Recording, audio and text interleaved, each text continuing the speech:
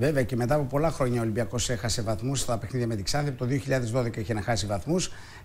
Είχε πάρα πολλές ευκαιρίες. Ήταν πολύ καλός ο Ολυμπιακός στο πρώτο ημίχρονο, όμως δεν τις αξιοποίησε. Ισοφάρισε, δέχθηκε την ισοφάριση. Εδώ βλέπουμε τον διαιτητή Χάρη Καλογερόπουλο με τους βοηθούς, τον Αντώνη Καρατζίκα και τον Δαμιανό Ευθυμιάδη. Οι δύο πρώτοι από την Αθήνα, ο άλλος από την Πιερία. Και το παιχνίδι ξεκινάει στο 10ο λεπτό λοιπόν. Η πρώτη καλή φάση για τον Ολυμπιακό. Η μπάλα θα φτάσει στον Φορτούνη. Ελίσσεται έξω από την περιοχή. Μπαίνει μέσα στην περιοχή. Επιχειρεί το σούτ, την μπάλα στον Λισγάρα και περνάει κόρνερ. Όμως θα δούμε εδώ ο Φορτούνης διαμαρτύρεται και ζητά χέρι. Και όπως βλέπουμε και στο replay έχει δίκιο. Η μπάλα βρίσκει στο χέρι του Λισγάρα. Δεν έδωσε το πέναλτι ο διαιτητής Καλογερόπουλος. Η νέα φάση κεφαλιά από τον Ζιλέ. Και ο Λισγάρας παραχωρεί το κόρνερ στο 11ο λεπτό. Στο 10ο λεπτό το κόρνερ με τον Σεμπά έρχεται ο Μπιόρν Έγχελς. Κάνει το 0-1 στον τεπούτο του. Ο Βέλγος αμυντικός για τον Ολυμπιακό που ήταν εξαιρετικός.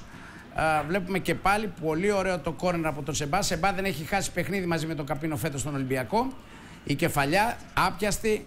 Έτσι λοιπόν ο Ολυμπιακός ανοίγει το σκορ. Είπαμε στο πρώτο ημίχρονο πολύ καλός. Εδώ ο Τζούρτζεβιτς βγαίνει ο τερματοφύλακας ο Ζίβκοβιτς, ο πρωταγωνιστής του αγώνα και αποσοβεί το 2-0. Το 0-2 πιο σωστά. Η σέντρα εδώ για από τον Μπρίτο, η κεφαλιά του Γέντριτσεκ out. Νέα ευκαιρία για τον Ολυμπιακό. Σεμπά Φορτούνης, το γύρισμα από τον Τζούρτζεβιτς. Ο Ολυμπιακός είχε πάρα πολλές ευκαιρίες, βρήκε πολλά κενά στην άμυνα της Ξάνθης. Να άλλη μια ευκαιρία στο 39, το γύρισμα του Τζούρτζεβιτς. Ο Σεμπά κάνει κοντρόλ, γυρίζει το σώμα, δεν δίνει σε δύο αμαρκάρεις στους συμπαίκτες του. Προσπαθεί να ολοκληρώσει μόνο στην προσπάθεια η μπάλα out. Στο 42 η φάση για την Ξάνθη με τον Ντελούκας, εντυπωσιακή απόκρουση από τον Καπίνο σε κόρνερ στο 42. Και ένα λεπτό αργότερα θα έρθει η σοφάριση για την Ξάνθη. Η Ξάνθη που προσπαθούσε στα τελευταία λεπτά του πρώτου ημιχρόνου να κάνει κάτι. Η σέντρα από τον Μπρίτο. Λισγάρας μόνος του πιάνει μια έξυπνη κεφαλιά. Ψιλοκρεμαστή. Είχε επιχειρήσει έξοδο ο Καπίνο. Έτσι η Ξάνθη σοφαρίζει 1-1 στο 43. Ο Ολυμπιακός, όπως είπε και ο προπονητής, θα μπορούσε να έχει πετύχει πολλά τέρματα στο πρώτο ημίχρονο. Δεν αξιοποίησε τις ευκαιρίες και το πλήρωσε. Γιάννη, αυτό φαίνεται ακόμη και από τα highlights δηλαδή. Ο Ολυμπιακός ήταν καταιγιστικός από πλευράς ευκαιριών στο πρώτο ημίχρονο. Στο δεύτερο ημίχρονο η Ξάνθη είχε τις περισσότερες ευκαιρίες. Ενώ εμείς ξαναβλέπουμε και πάλι τον γκολ του Λισγάρα, πόσο ζήγησε την μπάλα και την έστειλε ψηλά στην εστία. Η πρώτη φάση λοιπόν εδώ, η κόντρα στο σουτ του Λουσέρο στο 52, η πρώτη ευκαιρία για την Ξάνθη να πάρει προβάδισμα στο σκορ. Στην εκτέλεση του κόρνερ από τον Τελούκας, η κεφαλιά από τον Λισγάρα. Απόκρισε από τον Καπίνο, σταμάτησε όμως το παιχνίδι. Να η προσπάθεια εδώ με τον Τζούρτζεβιτς στο 55, προλαβαίνει την μπάλα, γυρίζει, φτάνει η μπάλα στο Σεμπά, γυρίζει ωραία. Όμως η απόκριση από τον Σέρβο τερματοφύλακα, τον 27χρονο της Ξάνθης, στο κόρνερ. Νέα προσπάθεια για την Ξάνθη, κεφαλιά ψαράκι από τον Γκέντρισεκ, η μπάλα out μετά τη σέντρα του Ντελούκας.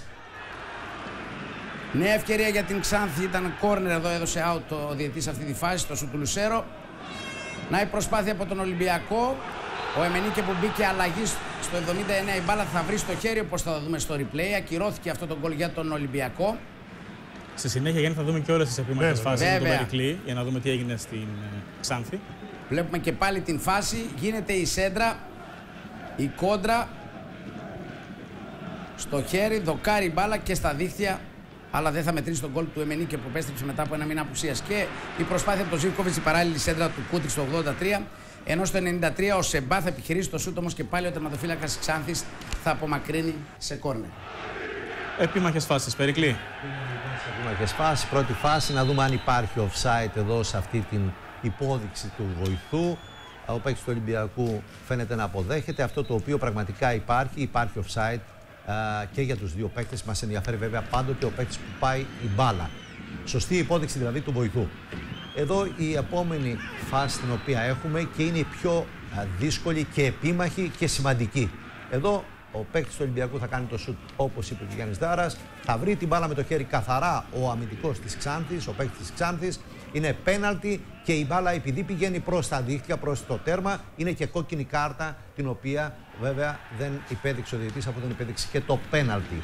Επόμενη περίπτωση την οποία είδαμε στην οθόνη και ξαναβλέπουμε εμείς πιθανόν, σίγουρα μάλλον θα δούμε τώρα σε αργή κίνηση, είναι το μαρκάρισμα στον Καμαρά, του παίκτη του Ολυμπιακού. Εδώ λοιπόν αυτό είναι όχι μόνο κίτρινη κάρτα, κόκκινη κάρτα γιατί με τις τάπες πηγαίνει, θα το δούμε ξανά στο πόδι του αντιπάλου του και εάν το είχε κάτω καρφωμένο στο έδαφος θα είχαμε πολύ σοβαρότερα προβλήματα. Νομίζω, Περικλή, και τις δύο αυτές φάσεις παραπέμφθηκε ο διαιτητής. Ναι. Για αυτή που είδαμε και για το πέναλτι και κόκκινη κάρτα. Εδώ τώρα, για να συνεχίσω, δεν υπάρχει offside. Η ευθεία και η αμφιβολία είναι υπέρ του επιτιθέμενου. Είναι και λίγο πιο πίσω ο παίκτης της Ξάνθης. Δεν υπάρχει παράβαση. Σωστά μετράει τον γκολ που είδαμε προηγουμένως.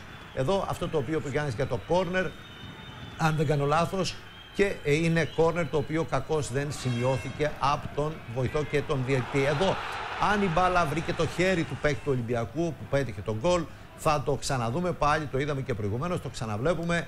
Πράγματι βρήκε η μπάλα το χέρι.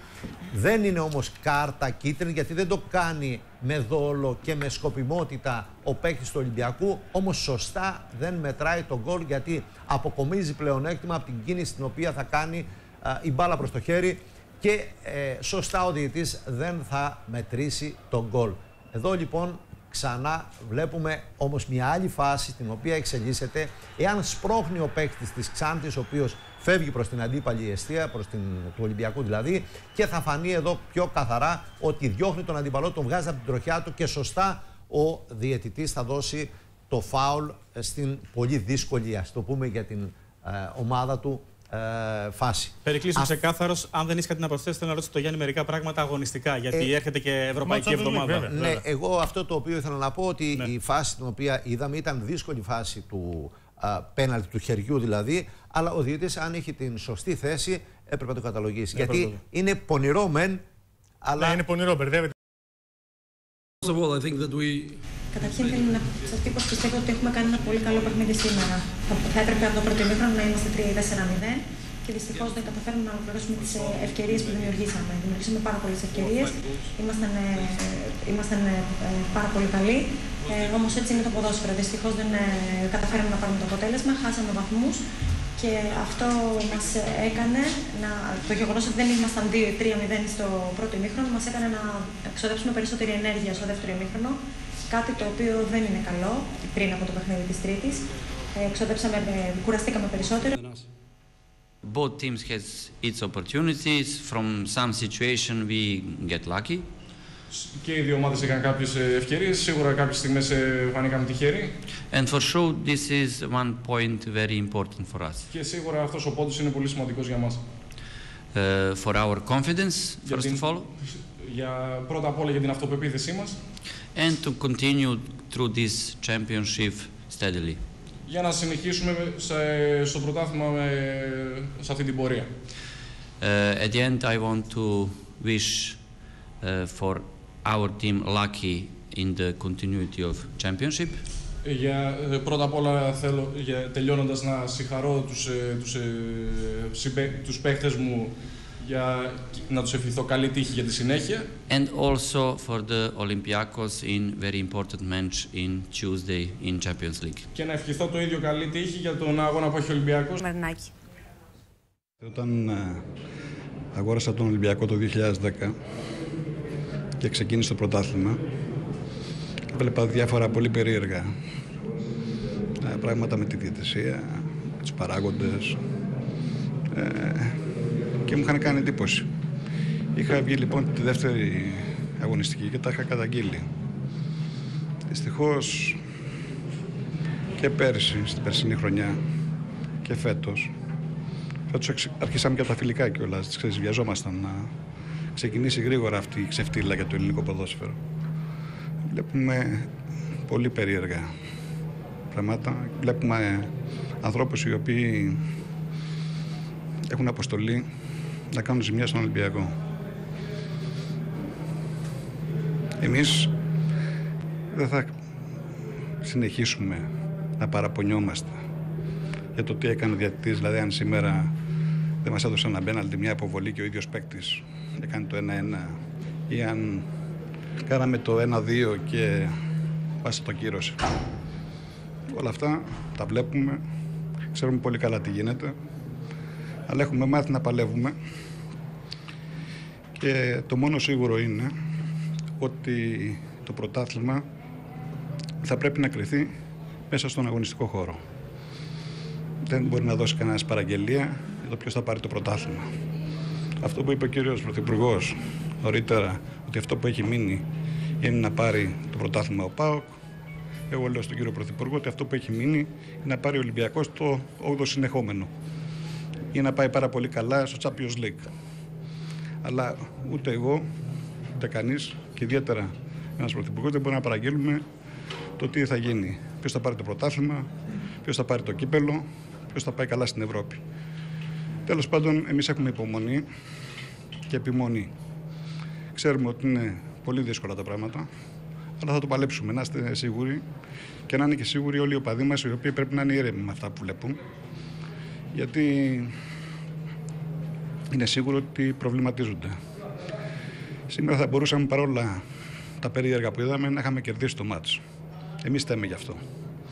Αλλά τέλος πάντων, όπως σας είπα, δεν το βάζουμε κάτω. Θα παλέψουμε. Και το 8ο συνεχόμενο, το ξέρει και ο κύριος Τσίπρας και οποιοδήποτε άλλος, θα το πάρει ο Ολυμπιακός. Να είστε σίγουροι. Ευχαριστώ. Κατά γενική ομολογία, ο Ολυμπιακός, τουλάχιστον από το ενημερών σας, διαθέτει το καλύτερο ρόστερ. Αυτό σας δημιουργεί την αισιοδοξία για την πορεία του Ολυμπιακού? Σίγουρα μας δημιουργεί μια αισιοδοξία και μια σιγουριά. Αλλά αν δεν παλέψεις, αν δεν δουλέψεις σκληρά, δεν μπορεί να έρθει από μόνο του. Άρα εμείς θα πρέπει να διορθώσουμε τα λάθη μας, να δουλέψουμε σκληρά και να κερδίσουμε. Τόσο απλά. Θα ευχηθούμε και καλή επιτυχία την Τρίτη, αν θέλετε να στείλετε ένα μήνυμα προς τον κόσμο. Κοιτάξτε, την Τρίτη είναι το πιο καθοριστικό μάτς. Θα πρέπει να δούμε ένα γεμάτο Καραϊσκάκι, να βοηθήσουμε όσο μπορούμε τους παίκτες μας, να κάνουν την υπέρβασή τους και να κερδίσουν μια πολύ μεγάλη ομάδα για να μπορέσουμε να προχωρήσουμε.